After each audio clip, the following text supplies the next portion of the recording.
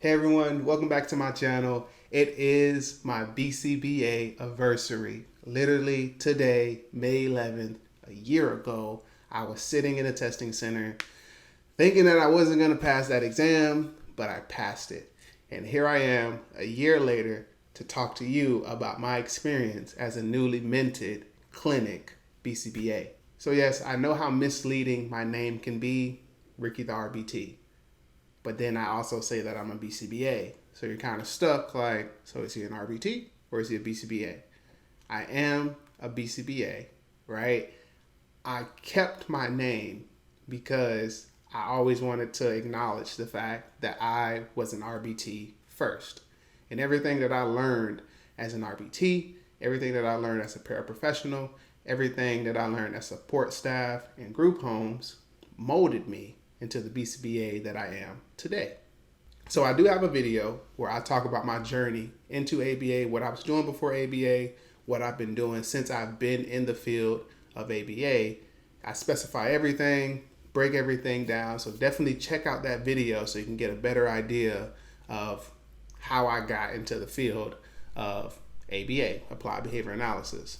So a little preview is I actually thought ABA had to do more with like kinesiology and body language, as opposed to me knowing now that it has more to do with like behavior modification. But nevertheless, I am a clinic BCBA now. I work with children that are diagnosed with autism between the ages of 2 years old and 6 years old. So now that I have my certification and I practice ABA on a daily basis, I wanted to do this video where I discuss with you all some of the things that I've learned in my first year as a newly minted BCBA. Now, I actually encourage other content creating BCBAs to kind of make content similar to this, where you talk about your experience as a BCBA working in schools, a BCBA working in sports, business, so on and so forth. There's a lot of different subspecialties within the field. And so the content creating BCBAs that are in those subspecialties should make videos like this where they talk about their experience and people kind of looking into the field before they go into their graduate program or if they're in their graduate program and they don't want to be a clinic BCBA. They kind of want to see what it's like to be a school-based BCBA. You have someone that you can go watch their videos. You can kind of get a better idea of what it is like to be a school-based BCBA. So there are 3 things. I want this video to be kind of short and sweet, to the point, because I definitely want to continue to celebrate this day. Like I said, on this specific day, May 11th, a year ago, I was sitting in a testing center taking this exam to be a BCBA.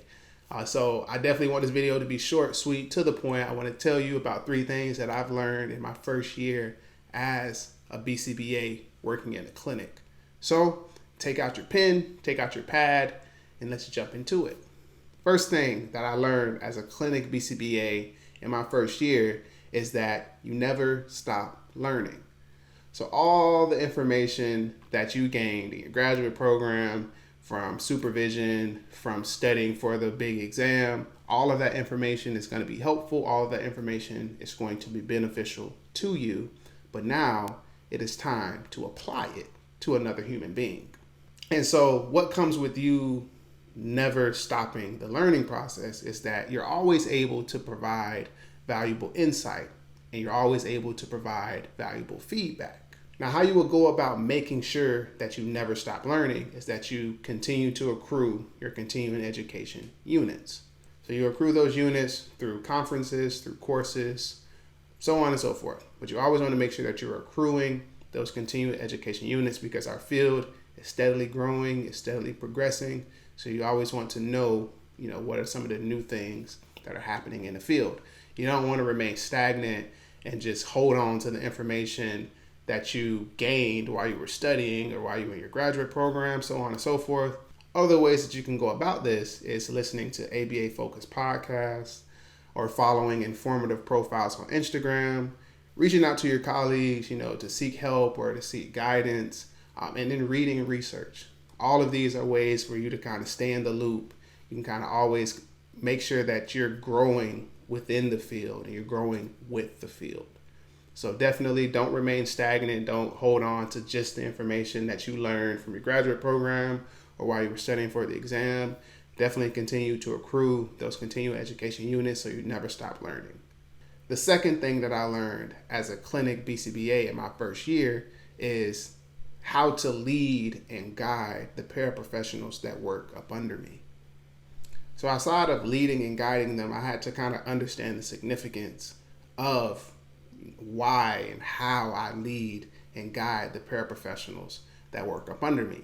So if you're going to be a clinic BCBA, then you're going to have paraprofessionals that work up under you and they implement the behavior intervention plan that you created.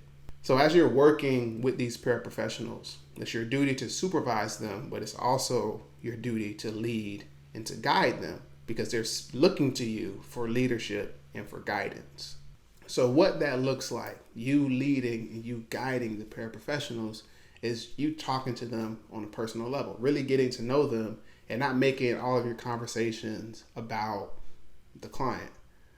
Another way is involving them in the client's progress, showing them the data, discussing, trends that you see, discussing levels and variability and, trying to get an idea of, why the client may be making regressions or why, there's so much variability in the data, so on and so forth. Just talking to them, trying to get a better idea, but involving them in that progress and, praising them when we're seeing that steady progress, right?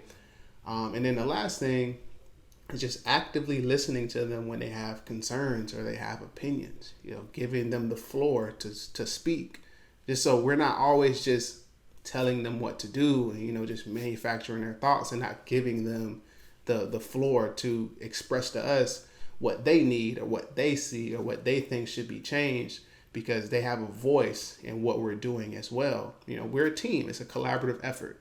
The last thing that I learned in my first year as a clinic-based BCBA is that imposter syndrome is real. All right, I was not familiar with imposter syndrome before I became a BCBA.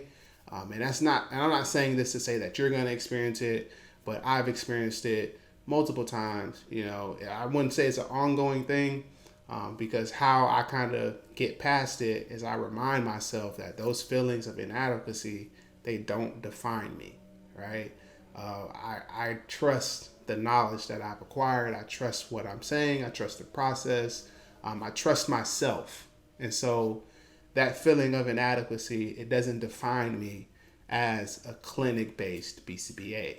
So if you ever go through that or you're going through that right now, you know your stuff. Trust me. You wouldn't have passed the exam if you didn't know your stuff. You know your stuff. Trust your word. Trust your judgment. Trust the process that you've put in place for the client. Now, outside of that, if you're still feeling those feelings of inadequacy, reach out to an experienced BCBA to, get reassurance, or just reach out to them for advice, or just reach out to them just to vent. I have two very experienced BCBAs that I'm able to contact. They have 10 plus years in the field. And so when I go to them and I vent about certain things, they always laugh and they're just like, yeah, my first couple of years, I was experiencing the same thing. And this is how I got through it. And so definitely reach out to those experienced BCBAs and express your frustrations or seek out advice so they can kind of guide you a little bit and kind of help you, I guess, not feel those feelings of inadequacy. But that is something that I learned in my first year is imposter syndrome. It has crept up, and like I said, I wasn't familiar with what it was, but I definitely still feel those feelings of inadequacy sometimes when I create certain programs and they're not working immediately. I'm just like, well, did I choose the correct intervention strategy? But I don't let it define me as a BCBA because I'm human. I make mistakes, but instead of me kind of getting down on myself, I go back to the drawing board and I figure out what's the next adjustment. So those are the 3 things that I learned in my first year as a clinic-based BCBA. Like I said, I wanted this video to be short and sweet, to the point. If you guys want any more details about any things that I said, definitely comment below. I'll definitely give you more details. If you guys want me to make another video about something that I said in this video, comment, let me know. But thank you guys for watching this video. Thank you guys for stopping and watching this video. I really appreciate it. Definitely give me a thumbs up on this video if you enjoyed it. Definitely subscribe and turn on that notification bell so you're notified every time that I post a new video. Comment below with some things that you look forward to when you become a BCBA. Until next time, I'm out. Peace.